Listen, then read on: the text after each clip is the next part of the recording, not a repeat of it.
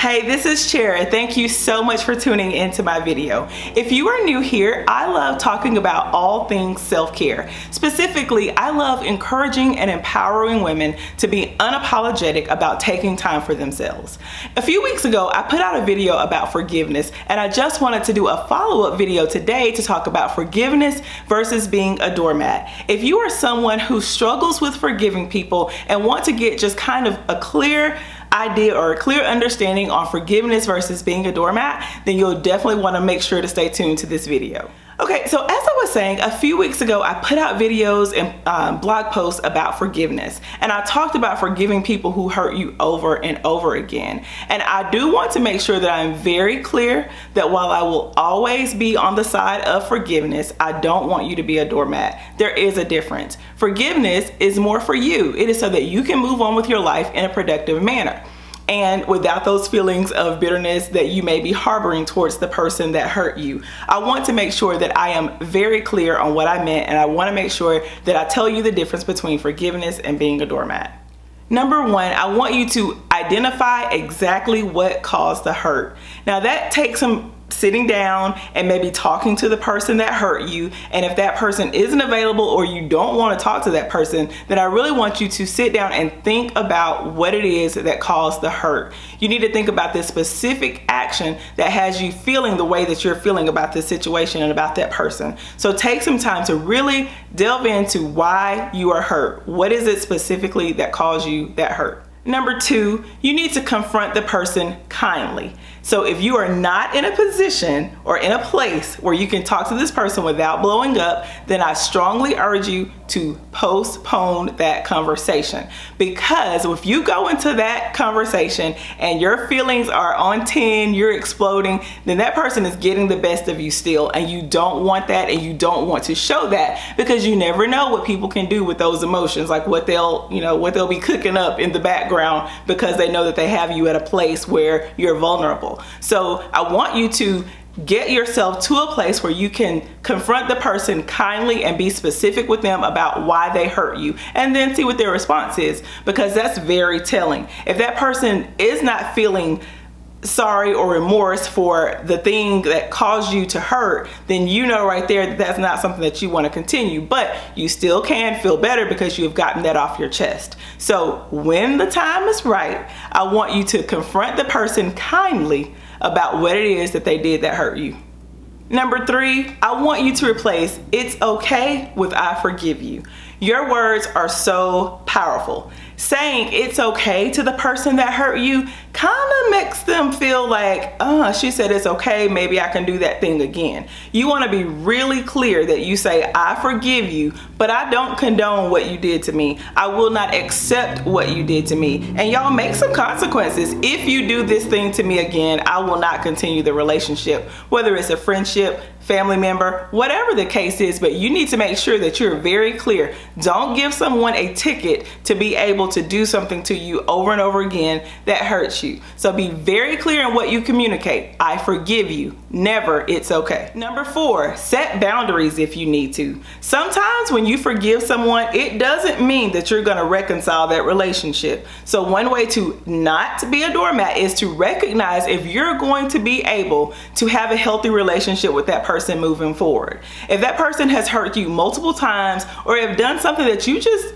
are not okay with, then it is okay to move on. So set those boundaries that you need to set. Maybe we're still friends, but I'm not going to allow you into this specific area of my life because you didn't respect it or you disrespected my feelings. So, maybe it's just a relationship where you're just, a text to see how you're doing every now and then. Maybe you're not able to go on trips together anymore or have dinner with each other anymore because you're not at that place where your feelings are going to allow you to do that. And that's okay. Set those boundaries. And guys, those boundaries don't have to be forever. You may get to a place in your life later on where you feel more comfortable about sitting down with the person or continuing the relationship the way that it was was previously, and that's fine. There is no rule that says that you have to be this person's friend right now. You know, there are seasons in our lives, and we have to recognize that we just may not be at a place where we're able to continue a healthy relationship with that person and feel good about ourselves, and that is okay.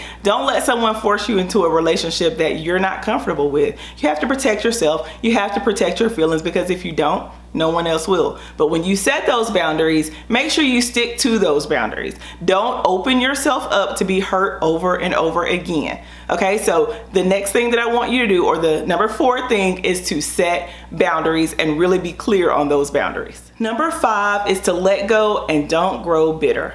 What you don't want to do is have this feeling every time this person comes around, or when they call, or when they text you, because you're holding on to something that is never really going to be the way it is. Sometimes relationships are broken beyond repair, and that's okay. We go through, like I said, different seasons in our lives where, you know, people are in your life for a specific reason, and maybe that person has fulfilled their purpose, and maybe they fulfill that role, and that is okay too. We have to stop feeling like we have to be friends with someone, or we have to continue a relationship with someone just because that's what we've done in the past. We all know, you probably can look back in your life and remember a time when you were friends with someone, or close friends with someone, that you're just not close friends with anymore, and that is okay. But if you are still feeling these feelings in your heart of bitterness and resentment, and it comes up every time you're around that person, y'all let it go, move on with life, so that both of you can be, you know, productive. And if you guys can't come to a common ground on how to continue your relationship, then maybe it's best to just let it go.